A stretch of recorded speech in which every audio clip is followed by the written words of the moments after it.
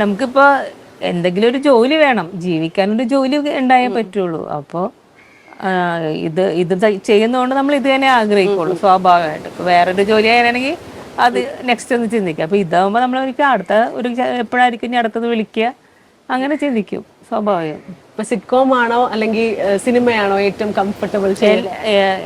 ഏത് കിട്ടിയാലും നമുക്ക് അഭിനയിച്ച് ചെയ്യുമ്പോ കാശ് കിട്ടണം, വീട്ടിലെ കാര്യങ്ങൾ നടക്കണം. അപ്പൊ നമ്മള് ജോലി ഇതാണ്, അപ്പൊ അത് നമ്മൾ ഭംഗിയായിട്ട് ചെയ്യാൻ ശ്രമിക്കുക എന്നുള്ളതാണ്. അപ്പൊ എല്ലാം നല്ലത് തന്നെയല്ലേ.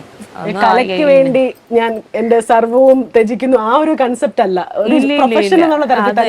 എന്റെ ജോലി ഇപ്പൊ ഒരു അഭിനയ തൊഴിലാളി അങ്ങനെ പറയാനാണ് ഇഷ്ടം. പിന്നെ എല്ലാവരും തൊഴിലാളികളാണ് ഇല്ലേ. നമുക്കൊരു ജോലി ചെയ്യാന്ന് പറഞ്ഞാൽ ഒരു തൊഴിലാളിയാണ്. അപ്പൊ അഭിനയ തൊഴിലാളിയാണ്, എന്റെ തൊഴിലാണത്. പാഷൻ എന്ന് പറയുന്നത് വേറെയാണ്. ഇപ്പൊ നമ്മളൊരു ജോലി ചെയ്യുമ്പോൾ അതെന്റെ പാഷനാണ്. അപ്പൊ എന്റെ പാഷൻ എന്ന് പറയാൻ എനിക്ക് ആഗ്രഹമുണ്ട്. പക്ഷെ പാഷൻ ചെയ്യുമ്പോഴും അന്നം മുട്ടാതെ എന്ന പാഷൻ നോക്കാൻ പറ്റുള്ളൂ. കാരണം വെച്ചാൽ എനിക്ക് എന്റേതായ പാഷൻ ശരിക്കും വേറെയൊക്കെ ആയിരുന്നു. അപ്പൊ അതെനിക്ക് പോവാൻ പറ്റിയില്ല, അത് ചെയ്യാൻ പറ്റിയില്ല. അതൊക്കെ അങ്ങനെ പോയി. പിന്നെ എങ്ങനെയോ അഭിനയിക്കാനായിട്ട് വന്നു. അത് ഈശ്വരനായിട്ട് എന്നെ അവിടെ കൊണ്ടുവന്നു, അത് ചെയ്തു. അതിൽ ദൈവത്തിന്റെ അനുഗ്രഹം കൊണ്ട് അത് രക്ഷപ്പെട്ടു. എനിക്ക് രക്ഷപ്പെട്ടു എന്ന് തന്നെ പറയാൻ പറ്റുള്ളൂ. കാരണം ഞാൻ ഒരിക്കൽ പോലും പ്രതീക്ഷിച്ചില്ല.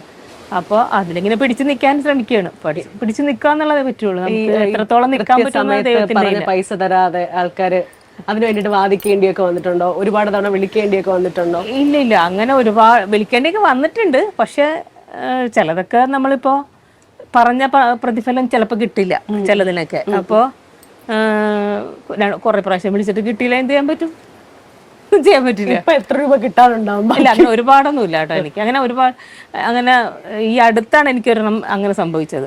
മുമ്പൊക്കെ എനിക്ക് അങ്ങനെ കിട്ടാതെ വന്നിട്ടൊന്നുമില്ല. ഒരു പടത്തിൽ പോലും അങ്ങനെ കിട്ടാതെ വന്നിട്ടില്ല.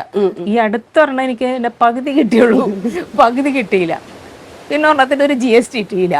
ഇത്ര സംഭവിച്ചിട്ടുള്ളൂ, അല്ലാതെ അങ്ങനെ വന്നിട്ടില്ല. ഇപ്പം വളരെ നേരത്തെ വിവാഹം കഴിച്ചു എന്ന് ചേച്ചി പറഞ്ഞല്ലോ.